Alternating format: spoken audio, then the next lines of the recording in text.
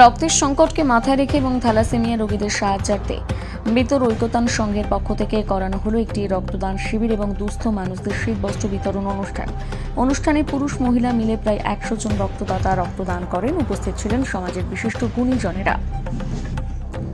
হাওড়া থেকে বাবুল ঘটকের report, big news Bangla.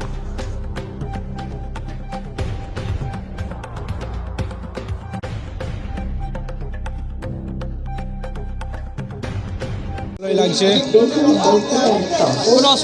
না, আমার কোনো অসুবিধা হচ্ছে না, আমি ঠিক আছে। মাঝে মধ্যেই বছরে 1-2 বার করে রক্ত।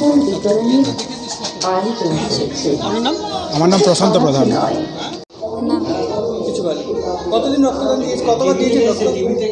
প্রথম এসছি। এই প্রথম রক্ত দিচ্ছে? কোনো অসুবিধা হচ্ছে না তো? না না, আপনার নাম? ভালোই লাগছে। মামন দাস। সামাজিক দায় সেই অর্থে আমরা করছি এবং আমরা ব্যাপক সাড়া পাচ্ছি। অনেকে ছোটো ক্লাব মনে করছে, কিন্তু এর মধ্যে ইন্ডিভিজুয়াল মধ্যে আমাদের 45-এর মতো নাম এসে গেছে, হয়তো এটা 50-ও ছাড়াতে পারে। আজকে আমি যেরকম দেখছি উৎসাহ আছে মানুষের, খালি প্রচার করতে হবে, উদ্যোগ নিতে হবে। আমি সব রক্তদাতাদের, আমার ক্লাবের সেক্রেটারিকে এবং সদস্য সবাইকে অভিনন্দন জানাচ্ছি।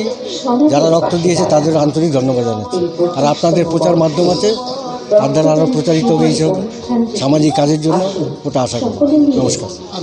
রতন চক্রবর্তী।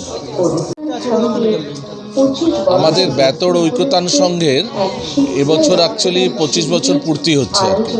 এছাড়াও আমরা প্রায় প্রতি বছরই আমরা রক্তদান শিবিরের আয়োজন করি, কারণ সারা ভারতবর্ষেই এবং আমাদের পশ্চিমবঙ্গে যে রক্তের অভাব আছে, সেই রক্তের অভাবটা যাতে কমানো যায় এবং দুস্থ মানুষ যারা সহজে রক্ত পেতে পারে, সেই জন্যে আমরা এটা একটা প্রচেষ্টা মাত্র। এবং থ্যালাসেমিয়া রোগী যারা আছেন, সেই থ্যালাসেমিয়া রোগীদের যাতে ঠিক সময়ে রক্তটা পেয়ে তাদের জীবন বাঁচানো যায়, এই অর্থেই আমরা আজকে আমাদের এই প্রয়াস রক্তদান শিবির।